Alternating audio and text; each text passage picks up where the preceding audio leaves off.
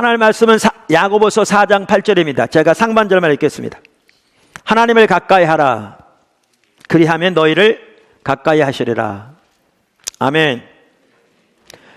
우리가 주일 낮 시간을 통해서 회복과 부흥을 위한 중보기도에 대해서 시리즈로 살펴보고 있습니다. 자, 그래서 오늘은 그 중보기도의 상급에 대해 살펴보겠습니다. 중보기도의 상급. 이 내용은 제가 쓴 회복과 부흥을 위한 중보기도, 제가 그거를 이제 빠른 시일 내에 새로 다시 써서 개정판을 내려고 합니다. 그런데 그 책의 14장에 있는 내용입니다. 중보기도의 상급. 나중에 또 자세히 보기 원하시면 거기를 참조하시면 됩니다. 회복과 부흥을 위한 중보기도에는 많은 상급 혹은 유익이 있습니다. 물론 우리는 그 상급을 구하여 중보기도로 나가지 않습니다. 우리는 하나님의 얼굴을 구하여 나갑니다. 그리고 하나님의 뜻이 이루어지도록 기도하는 그 자체가 우리의 목적입니다. 그리고 하나님은 그것을 기뻐하십니다. 그런데 우리가 이렇게 하나님 앞에 하나님을 구하여 나아가 하나님의 임재 안에 머물기를 기뻐하면서 그분의 마음과 뜻 가운데 있는 것들을 붙들고 그 하나님의 뜻이 이루어지도록 기도할 때 하나님께서 우리에게 여러 가지 상급을 주십니다. 우리가 앞에서 이 회복과 부흥을 위한 중보기도와 하나님의 인도가 밀접한 관계가 있기에 따로 한 시간 살펴보았습니다. 그 하나님의 인도하신 모두가 이 상급 중에 하나일 수 있습니다. 그래서 오늘은 그 중보기도의 상급에 대해 살펴보기 원하는데 그 중에 5가지를 살펴보기 원합니다. 첫째, 하나님과의 친밀함. 우리가 이미 살펴보았는데 회복과 부흥을 위한 중보기도는 하나님과 친밀한 교제와 밀접한 관계가 있습니다. 즉 회복과 부흥을 위한 중보기도는 하나님과의 친밀한 교제에서 나오고 그것은 우리를 하나님과의 더 깊은 친밀한 교제로 인도합니다. 사실 모든 기도가 그렇습니다. 그래서 이번에 닥터 왓츠의 얘기를 제가 컨퍼런스 때 인용했는데 그분은 그렇게 말하잖아요. 기도는 성령의 인도를 따른다면, 사실 모든 기도는 성령 인도를 따르는 게 옳죠. 따른다면 하나님의 보좌로부터 시작해서 하나님의 보좌로 끝난다. 이게 기도입니다. 이게 기도예요. 그러니까 기도는 하나님과 친밀한 교제와 밀접한 관계가 있습니다. 회복과 부흥을 위한 중보기도는 더욱더 그렇습니다. 그래서 성경에 보면 하나님은 하나님을 찾는 자에 의해 발견되신다 이렇게 되어 있거든요. 한 대표적인 구절이 예레미야 29장 13절인데 이렇게 말하고 있잖아요. 너희가 온 마음으로 나를 구하면, 쉽게 표현하면요, 온 마음으로 나를 찾으면, 이런 뜻입니다. 나를 찾을 것이요, 이 말은 나를 발견할 것이요, 그 뜻이고요. 나를 만나리라. 여러분 영어 성경 보면 제가 지금 말한 대로 번역되어 있습니다. 뿐만 아니라 오늘 읽은 본문 말씀에 보면 하나님을 가까이 하라. 그리하면 하나님께서 우리를 가까이 하시리라. 이렇게 표현하고 있죠. 이와 같이 회복과 부흥을 위한 중보기도는 무엇보다 하나님을 구하여 나가는 것이고 하나님의 뜻이 이루어지도록 구하는 기도이기 때문에 그렇게 나가는 자에게 하나님께서 무엇보다 그 상급으로 하나님 자신을 주십니다. 즉 하나님과의 친밀한 교제로 우리를 인도하십니다.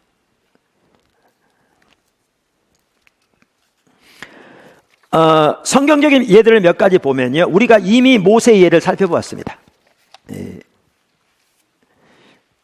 주일날 지난 시간들에서 특별히 바로 지난주에 살펴본 내용만 하더라도 보십시오.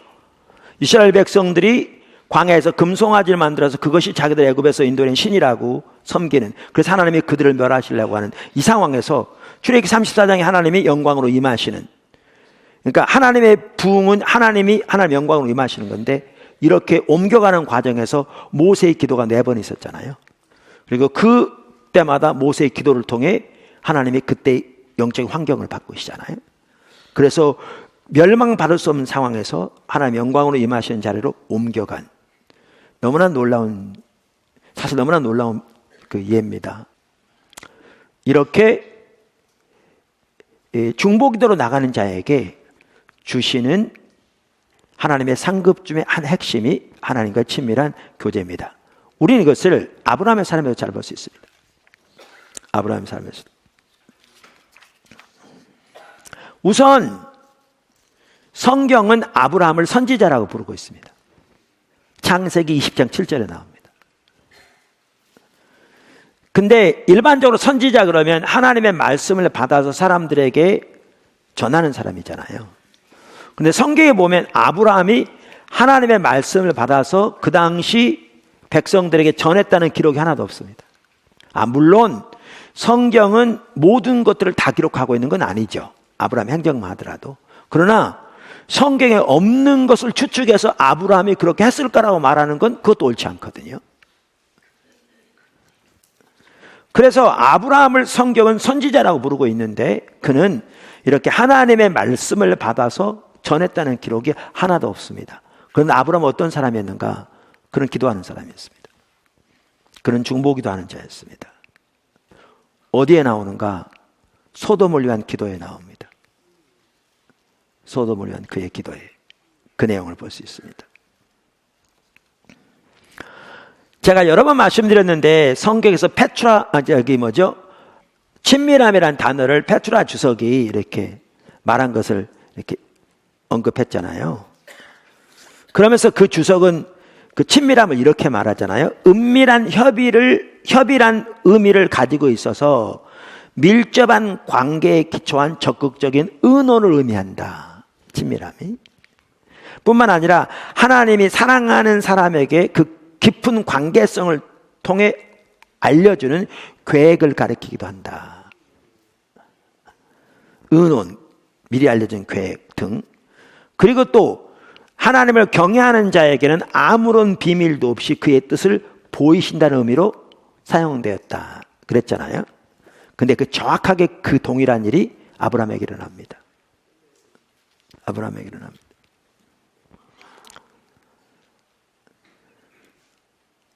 창세기 18장 17절에 보면 하나님께서 아브라함에게 임하셔서 소돔을 향한 하나님의 계획을 알리십니다. 여호와께서 이르시되 내가 하려는 것을 아브라함에게 숨기겠느냐. 그러면서 쭉 보시면 소돔의 죄가 하늘에 닿아서 그 소돔을 멸하실 것을 말씀하십니다. 그리고 그것이 계기가 되어서 이제 아브라함이 하나님께 소돔을 위해 기도하는 자리로 나갑니다. 이와 같이 중보기도는 하나님과 친밀한 교제에서 나옵니다. 두 번째, 중보기도를 통해 하나님께서 우리를 인도하십니다. 회복과 부흥을 위한 중보기도를 통해 하나님께서 우리를 인도하십니다. 우리가 지금 살펴본 대로 하나님은 하나님을 찾아 하나님의 뜻을 붙들고 기도하는 자들에게 하나님과의 친밀한 교제로 인도하십니다. 그래서 하나님께서 우리에게 하나님과 친밀한 교제로 인도하신다는 말은 하나님의 뜻과 의중과 계획과 의도를 우리에게 알리신다는 것을 포함합니다. 지금 말씀드린 대로. 그래서 회복과 부흥을 위한 중보기도를 통해 하나님이 우리에게 주시는 가장 큰 상급 중에 하나는 그걸 통해 하나님이 우리를 인도하십니다. 인도하십니다. 사실 저 개인적으로도 그렇고요. 포도나무 교회적으로도 그렇고요. 샘물교회 선교회적으로도 그렇고요. 회복과 부흥을 위한 중보기도가 없었다면 우리는 여기 없을 겁니다. 하나님의 인도하신 핵심적인 요소들 중에 일부가 이 중보기도를 통해서 우리에게 주어졌습니다. 사실 포도나무 교회가 세워지게 된 계기가 바로 이 중보기도로 인해서였습니다. 우리가 이미 살펴봤습니다. 그러니까 중보기도를 통해서 하나님께서 우리를 인도하신다 그러니까 하나님이 우리를 인도하신다는 말은요, 자기중심적인 인도를 말하는 게 아닙니다. 어떤 사람들은 이런 사람도 있어요. 내가 사업을 하려고 하는데 하나님, 제가 빵집을 할까요?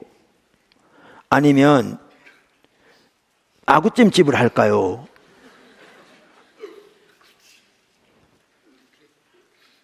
또 어떤 분은 자기가 빵가게를 하는데 하나님, 이번에 내가 빵값을 올려야 합니까? 100원 올려야 할까? 200원 올려야 합니까? 이런 사람도 있어요. 너무나 자기중심적이죠. 제가 하나님의 인도를 말할 때 그런 것을 말하는 게 전혀 아니죠. 전혀 아니죠. 그리고 제가 이번 컨퍼런스 때 나눴지만 어떤 사람들은 하나님의 인도만 하더라도요, 너무나 단편적인 것만 가지고 얘기해요. 하나님, 이건 어떻게 할까요? 이건 어떻게 할까요? 이건 어떻게 할까요? 이건 어떻게 할까요? 그렇게 여러분이 하나님의 인도를 구하면요, 거의 10중 8구 갈치자로 갑니다. 이리 갔다 저리 갔다, 이리 갔다 저리 갔다, 이리 갔다 저리 갔다. 그리고 그 결과는 극심한 혼동입니다. 나중에 와, 잘못했다. 그럼 남는 거 뭐냐? 자기 생각대로 사는 거죠. 성경적인 지식의 토대에서 자기 생각대로 사는 거죠.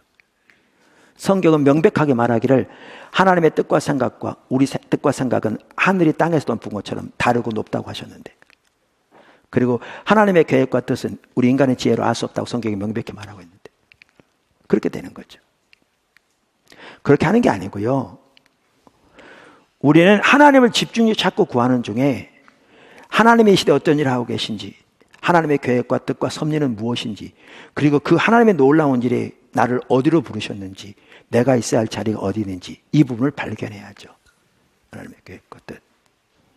그리고 이 하나님의 계획과 뜻에 내 삶을 조정해서 그것을 사업을 하든지, 목사라서 목회를 하든지, 학생으로서 공부를 하든지, 직장인이든지, 이 하나님의 뜻에 맞춰 삶을 조정해서 하나님 부르신 대로 자기 따라가면서, 요렇게 주님을 따라가면서 때로는 목회에 있어서도, 사업에 있어서도, 직장에 있어서도 이렇게 주님과 동행하는 삶을 살기 위해 때로는 하나님의 지도와 인도하심이 필요할 때가 있는 거죠. 그러면 그 상황에서 하나님의 인도를 분별해 가야죠. 근데 이렇게 아브라함 보세요. 정확하게 하나님의 비전을 따라 살았거든요. 바울 보세요. 정확하게 하나님의 계획과 비전과 섭리를 따라 살았거든요. 그는 자기가 있어야 할 자리가 어딘지 금방 알았어요. 보세요. 바울, 그는 사도인 걸 명백히 알았고요. 사도 중에서 이방인은 사도인 걸 알았고요. 이방인을 위한 사도 중에서도 교회의 기초를 놓은 사도인 걸 알았어요. 이 하나님의 행하심 가운데. 그래서 그는 이미 교회가 세워진 것을 안 갔어요. 왜 안 간 줄 아세요? 그의 부르심이 아니었기 때문에.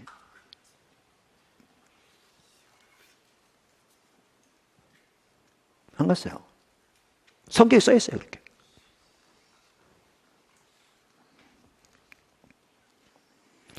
아브라함의 경우에 하나님께서 하나님 뜻을 선명히 보이셔서 애굽으로 가지 말라고 그랬어요. 근데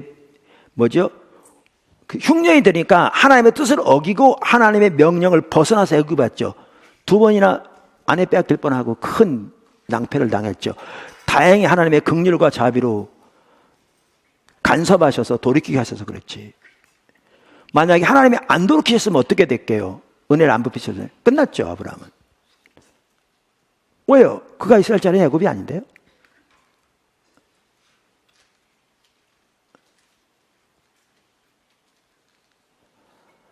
그러니까 우리는 오늘날도 그것이 신약이건 구약이건, 그러니까 이건 하나님을 찾아야 그분 자신을 구해야 하나님 뜻이 보여요.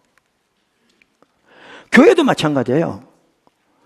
여러분, 포도나무 교회는 세워질 때도 지금까지 분명한 하나님의 구체적인 인도하심 가운데 따라오되, 그때와 단편적으로 이거 어떻게 할까요? 저거 어떻게, 이런 식으로 오지 않았어요. 그렇게 왔더라면 잘못된 것이고요. 그건 10중 8구는 아까도 말한 대로 갈치자가 는다니까요. 어디로 가는지 모르는 거죠. 하나님이 이 시대에 행하신 일이 무엇인지, 또 여기에 하나님이 우리를 부르신, 포도나무 교회로 우리를 부르신 부르심은 무엇인지, 그리고 우리는 그 하나님의 계획 가운데 어디에 있어야 하는지 이 하나님의 비전을 따라왔죠. 이렇게 따라오는 과정에서 그때그때 때로는 당면한 상황에서 이 하나님의 인도하신과 맞추어 하나님 뜻을 분별하는 필요는 있죠. 그리고 이 가운데서 하나님 뜻을 분별하는 거죠. 세 번째, 중보기도를 통해 우리가 배운 것들이 실제가 됩니다. 할렐루야. 중보기도를 통해 우리가 배운 것들이 실제가 됩니다. 제가 최근에 어떤 분을 만났어요. 근데 그분이 그러더라고요, 저한테. 주변에 그분은 제가 하는 설교에 소위 요즘 하는 말로 은혜를 많이 받으신 분이세요. 주변에서 그러더래요. 설교 은혜 받으니까 조금만 더 기다려봐 그러더래요.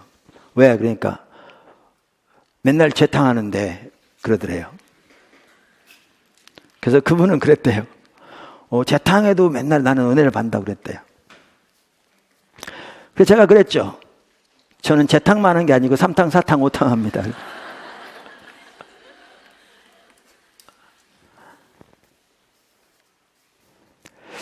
요즘 사람들이 일반적으로 가지고 있는 설교에 대한 이해와 제가 가지고 있는 설교에 대한 이해가 다른 거 아세요?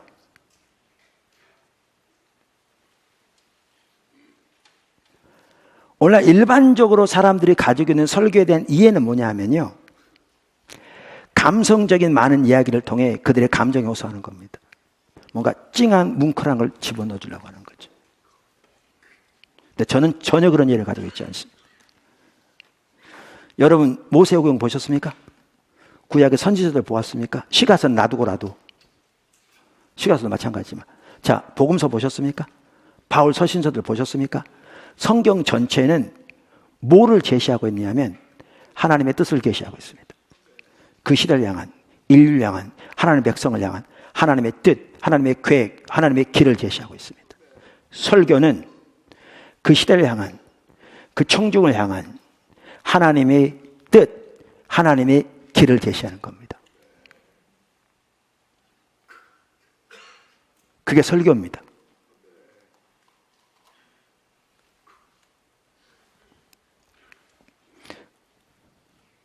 저는 그 의견에 동의하지 않지만, 많은 분들이 그 의견에 동의하지 않지만, 일부 학자들은 성경에 나오는 예언의 은사를 오늘날의 설교라고 말합니다.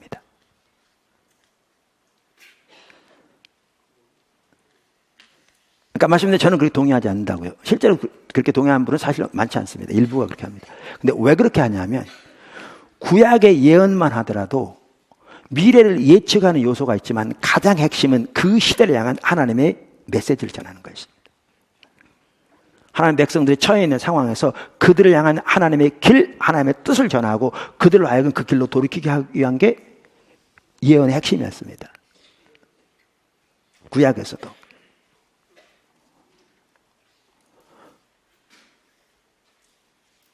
그래서 오늘날 설교를 예언이라고 하는 게 바로 설교가 그 일을 감당하고 있기 때문에 그렇게 이해하는 거죠.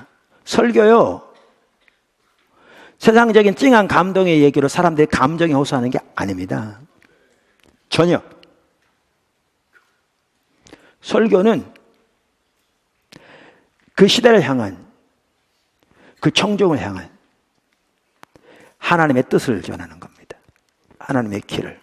철저하게 성령의 인도에 있어야 되고요. 자, 그렇다면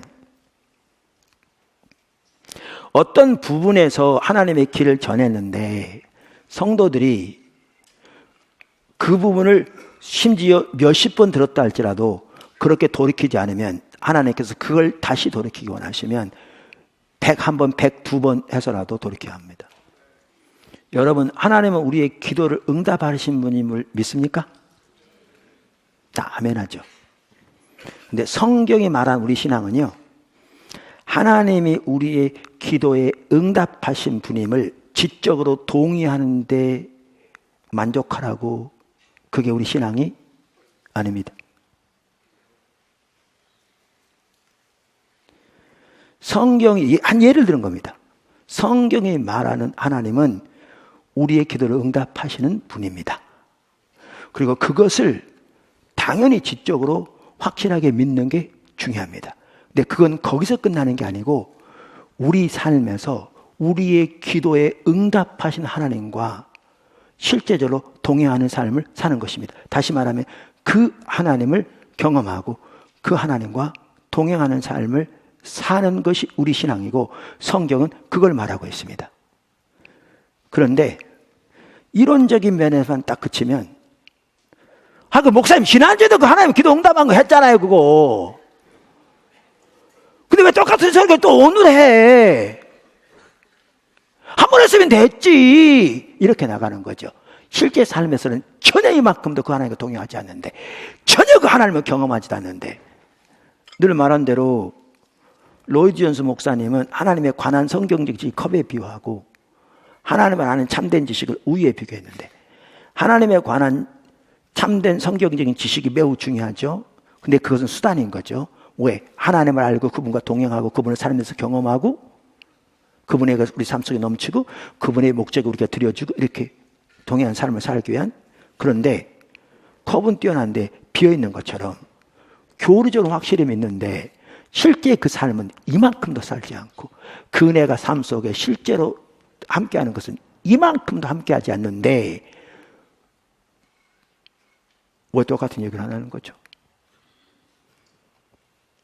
정말 심각한 거죠. 이 시대 완전히 이론만 남은, 잘못된지도 모르는, 여러분 이론만 남은 신앙은 어떻게 된 줄 아십니까? 문제가 없을 때는 괜찮습니다. 예수님께서 말씀하시기를 반석에 지은 집, 모래에 지은 집을 말하면서, 제가 오늘 설교가 옆으로 가고 있는 거 아세요? 전혀 예상치 않게 모래 위에 지은 집을 말하면서 창수가 나고 바람이 불 때 모래에 지은 집 무너진다고 되어 있거든요. 그걸 바꿔 말하면 무슨 얘기인 줄 아십니까? 모래 위에 지은 집도 문제 없을 때는 그대로 있습니다.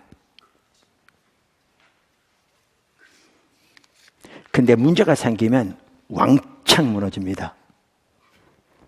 아까 그런 신앙 가지고 있는 사람은 어떻게 되는 줄 아십니까? 문제가 없을 때는 전혀 문제 없습니다. 교회 와서 집사님 안녕하세요. 예배도 안 빠지고요. 11조 드릴 수 있고요. 주일학교도 봉사할 수 있고요. 성가대도 봉사할 수 있고요. 다 할 수 있습니다. 근데 삶에서 어려운 문제가 닥쳐보십시오. 와르르 무너집니다. 껍데기뿐이니까요. 근데 제가 쉽게 그 예를 드는 겁니다. 근데 아까 지난주에도 기도에 하나님 기도 응답하시면 나눠서 이번 주에도 다른 각도에서 기도 응답을 나눠. 그랬더니 이제 그러는 거죠. 왜 똑같은 설교만 맨날 하냐고, 재탕삼탕 하냐고 글쎄. 그런데요, 진짜 하나님이 기도에 응답하신 하나님을 살면서 경험하고 그 하나님과 동행하는 삶을 사는 게 우리 신앙인데, 그렇게 한 예를 들어 우리 기도에 응답하신 하나님을 알고 그래서 우리의 삶에서 그렇게 하나님께 기도하는 중에 주님의 뜻이, 주님의 능력이 우리 삶 속에 이루어지는 그 삶을 실제로 살려고 노력하면 완전히 다른 삶이 될 텐데요. 이건 완전히 다른 삶이 될 텐데요. 기도에 대한 설교를 100번을 들었어도 실제로 도움이 안 될 때 도대체 어떻게 하나님 앞에 그렇게 나갈 것인가? 어떻게 우리의 기도를 응답하시는 하나님을 우리의 삶 속에 실제로 경험할 것인가? 기도의 요소가 뭔가? 그렇게 나가면 이제는 비싼 설교, 그때마다 사실 다른 각도가 다 다르거든요. 비싼 설교를 아무리 많이 들었어도 실제로 그 하나님을 살면서 경험하고 그 하나님과 동행하기 위해서 어떻게 할 것인가를 그 하나의 힌트라도 얻기 위해서 귀를 당나귀처럼 세우고 들을 거거든요. 그 듣는 데 초점이 있는 게 아니라 그 길이 배워지는 대로 삶을 조정해 따라가게 됐거든요. 그게 우리 신앙입니다. 그게 설교고.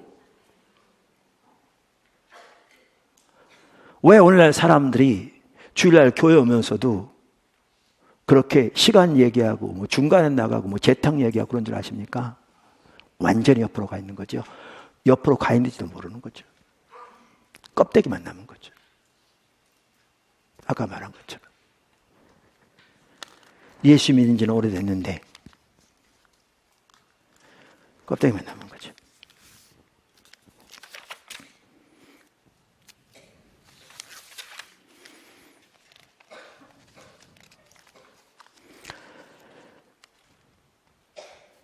그래서 우리의 신앙은 이와 같이 실제입니다.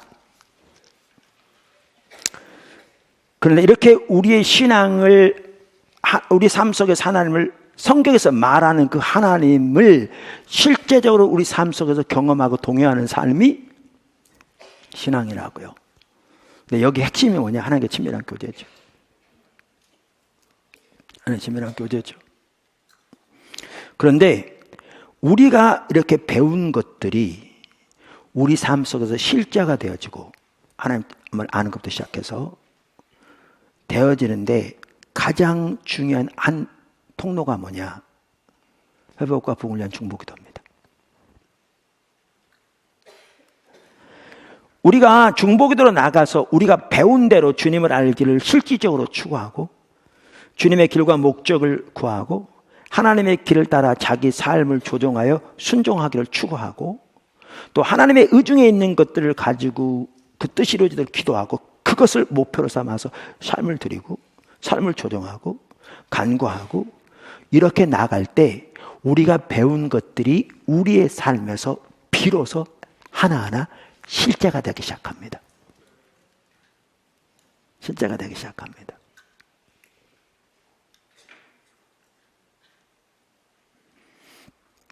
반대로 많은 것들을 이론적으로 배웠을지 모르지만 이렇게 기도를 통해서 하나님 앞에 나아가 정말 하나님을 알기를 추구하고 하나님을 예배하고 특별히 하나님의 뜻과 의중을 알기를 구하고 그 뜻이 이루어지도록 하나님께 기도하고 간구하기를 추구하고 그 하나님 뜻이 보여진 대로 삶을 조정해서 함께 있기를 추구하고 그것이 그런데 우리의 노력으로만 되지 않게 지적인 지식만 가지고 되지 않게 하나님 앞에 간절히 구하고 사모하고 갈망하고 주님을 추구하는 자리에 나가지 않으면 우리의 이론적인 지식을 통해 우리는 머리만 커집니다.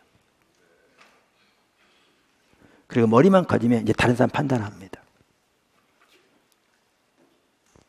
근데 자기 삶에서는 이만큼도 열매도 안 나타나는데 그럼 영적 괴물됩니다. 영적 괴물됩니다. 다 다른 사람만 봅니다. 자기 이만큼도 보이지 않습니다. 주님을 찾아야 자기가 보입니다.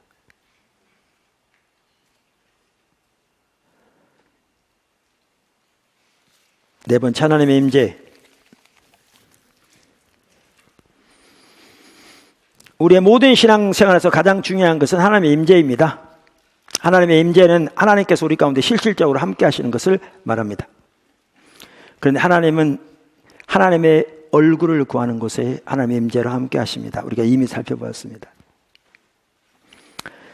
제가 자주 인용하듯이 베이커 출판사에서 나온 성경 백과사전은 이렇게 말하고 있다니까요. 기독교는 본질적으로 하나님의 임재와 하나님과의 대화의 종교이다. 이 한마디만 올바로 이해해도 우리 신앙에 대한 이해가 달라질 텐데요. 하나님의 임재가 이스라엘을 하나님의 백성으로 만들었다. 그것이 없이는 그들이 그렇게 되기를 중단했을 것이다. 그런데 언제 하나님이 하나님의 임재를 함께 하시느냐? 하나님의 얼굴을 구할 때요. 우리가 출애굽기 33장에서 그것을 명확하게 보았습니다. 그런데 중보기도는 무엇보다 하나님 그분 자신을 구하여 나가는 것이고 그분의 뜻이 이루어지도록 그분의 약속을 붙들고 나가는 것이기 때문에 그렇게 주님을 구하여 나가는 곳에 어느 때보다 하나님의 임재로 함께 하십니다.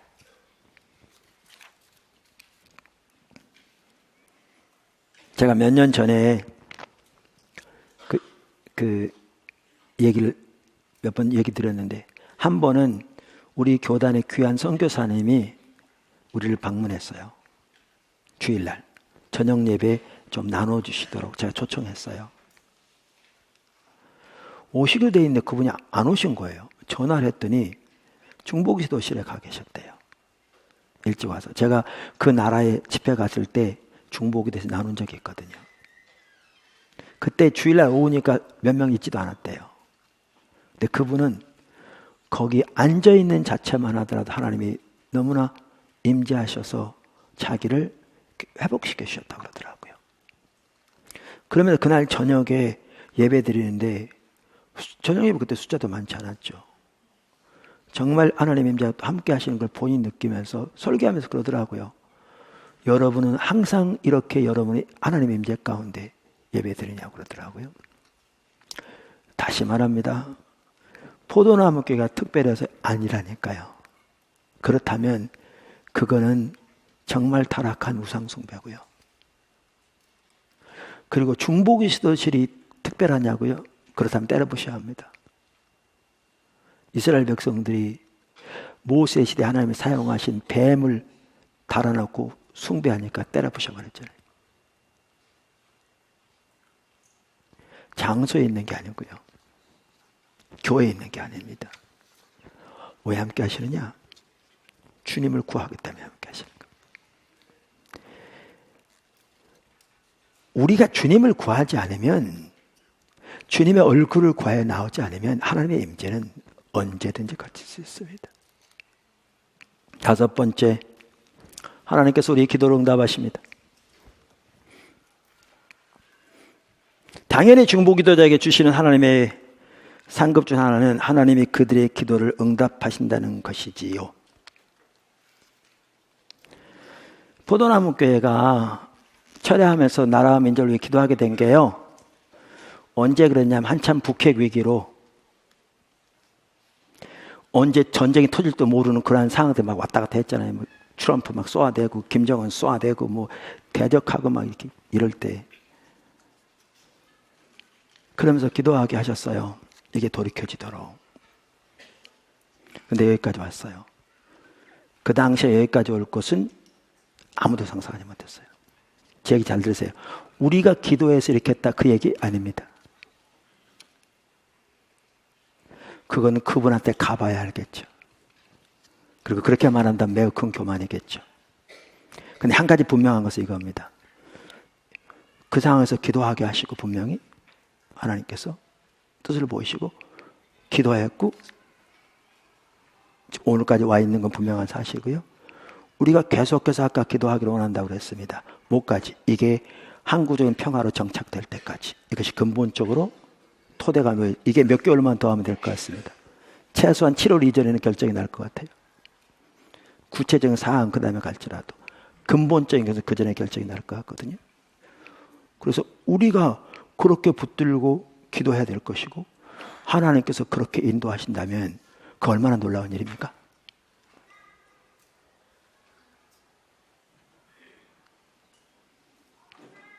그 얼마나 놀라운 일이냐고요.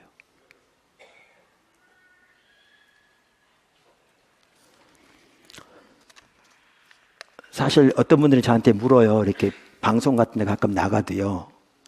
이렇게 우리는 사역마다 우리 계획을 따라 하지 않잖아요. 하나님만 추구하는 가운데 주님의 뜻을 보이시면 이렇게 삶을 조정해 순종해 가잖아요. 당연히 교회가 하나님 뜻을 분별해서. 그러면 이제 묻는 게 뭐냐면 보편적인 거죠. 그래서 안 된 게 있나요? 이렇게 물어요. 왜냐하면 우리는 다 실수도 하고 실수 통해 배우기도 하잖아요. 그래서 꼭 질문하는 것 중에 하나가 뭐냐면 안 된 게 있나요? 라고 물어요. 근데 제가 그럴 때마다 답변한 게 그거예요. 하나님의 인도하심을 우리 생각대로가 아니라 주님만 찾고 예배하는 삶을 사는 가운데 주님이 주님의 뜻을 보이셨고 그것을 목사 혼자 간 게 아니라 교회가 같이 분별해서 나갔을 때 제 기억에는요, 여태까지 안 된 게 단 하나가 없어요. 이게 우리 계획이 아니니까요. 하나님이 우리에게, 그러니까 제가 그거 말씀드렸잖아요. 그 패턴. 하나님 때문에 하나님 일을 이루십니다. 하나님 때가 되면 기도하는 사람 세우십니다. 기도하는 사람 세우시기 위해서 하나님이 하실 일을 나눴습니다. 그럼 그들이 하나님 뜻을 붙들고 기도합니다. 그러면 하나님이 그들의 기도를 들으시고 역사하시 하나님의 일을 이루십니다. 이게 성경 시대에 나와 있고요. 2000년 부흥의 역사에 그대로 나와 있습니다. 그래서 이렇게 하나님의 뜻을 붙들고 하나님 앞에 기도 나갈 때 하나님은 반드시 그 기도를 응답하십니다. 중보 기도자에게 주시는 상급이요. 하나님이 그대의 기도를 응답하신다는 거죠. 너무나 놀라운 상급이죠. 여기 한 좋은 예가 있습니다. 여기 이사야서 52장 7절, 좋은 소식을 전하며 평화를 공포하며 복된 소식을 가져오며 구원을 공포하며 시온을 향하여 이르기를 내 하나님이 통치하신다 하는 자의 산을 넘는 발이 어찌 그리 아름다운고 내 파수꾼의 소리로다. 그들이 소리를 높여 일제히 노래하니 이는 여호와께서 시온으로 돌아오실 때에 그들의 눈이 마주보리로다. 너 예루살렘의 황폐한 곳을 곧들아 기쁜 소리를 내어 함께 노래할지어다. 이는 여호와께서 그의 백성을 위로하셨고 예루살렘을 구속하심이라. 여기 보면 가장 먼저 바벨론 포로로 잡혀가 있는 이스라엘 백성들을 회복시킬 것에 대한 예언이에요. 근데 여기에 뭐가 있어요? 예수님을 통한 예루살렘의 구속, 더 나아가 인류의 구속에 대한 예언이 있어요. 우리가 이미 살펴본 대로 누가복음 2장에 시므온 안나가 예루살렘의 구속을 기다렸다고 그랬잖아요. 바로 이 구절을 말하는 거예요. 여기. 근데 여기에 보면 파수꾼의 소리라고 그랬잖아요. 바로 이런 일이 있을 때 이사야서 62장에 우리가 여태까지 살펴본 대로 파수꾼을 세울 거라고 그랬는데, 중보기도자들. 그래서 선지자적 소명이라 파수꾼이라고 그랬는데 안나 같은 경우에 선지자라고 그랬잖아요. 근데 선지자인데 말씀을 선포한 적이 한 번도 없거든요. 약속 붙다고 성전을 떠나지 않고 기도했다고 그랬잖아요. 그러니까 거기 시므온 안나가 정확하게 어떤 사람인가? 여기 파수꾼이죠. 근데 뭐라고 그러느냐? 그들이 돌아올 때 누가 제일 먼저 볼 거라고요? 그 파수꾼이 볼 거라고요. 예루살렘의 성량에 대한 약속을 주셔서 기도하게 하시고, 하나님의 때가 됐을 때 예수를 보내시되 기도하는 자를 세우시고 그들의 기도를 들으시고 역사하시는데, 메시아가 오셨을 때 그 예수를 가장 먼저 목도한 자들이 이들이었습니다. 이 구절 그대로입니다. 파수꾼의 소리로다. 그래서 중보기도자들에게 주시는 상급이 뭐냐? 하나님이 일하실 때 목도하게 하시는 거죠. 그 기도가 응답되게 하시는 거죠. 너무나 놀라운 일이죠. 어떨 때는 그들이 죽은 후에 그 기도가 응답되는 경우도 있지만 하나님께서 하나님의 뜻을 반드시 이루시는 거죠. 여기에 우리가 시편 126편을 보면 더 놀라우게 볼 수 있죠. 시편 126편은 이제 포로가 돌아온 걸 두고 한 말입니다. 약속입니다. 여호와께서 시온의 포로를 돌려보내실 때 우리는 꿈꾸는 것 같았도다. 그때 우리 입에는 웃음이 가득하고 우리 혀에는 찬양이 찼었도다. 그러니까 바벨론 포로에 돌아올 때 가장 먼저는 얼마나 놀랐겠어요. 그때 문나라 가운데서 말하기를 여호와께서 그들을 위하여 큰 일을 행하셨다 하였도다. 여호와께서 우리를 위하여 큰 일을 행하셨으니 우리가 기쁘도다. 여호와여 우리의 포로를 남방 시내들 같이 돌려보내서, 그러면서 기도합니다. 왜? 남은 자들 돌려보내라는 거죠. 중보기도자들. 그러면서 눈물을 흘리며 씨를 뿌린 자는 기쁨으로 거두리로다. 무슨 말인지 아시죠? 하나님의 일을 이루도 눈물을 흘리며 씨를 뿌리는 자 중에 하나가 누구냐? 하나님의 약속을 붙잡고 기도하는 자들입니다. 명확합니다.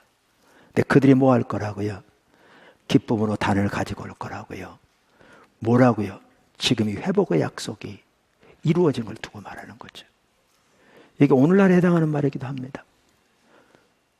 우리나라의 회복과 부흥을 위해 기도하는 자들을 위한 구절이기도 합니다. 그러면서 그 일이 일어날 때 파수꾼의 소리로다. 저들이 그것을 마주보리라. 이렇게 말하고 있습니다. 그 상급이 여러분의 것이 되시길, 저의 것, 우리의 것이 되시길 주님은 축원합니다.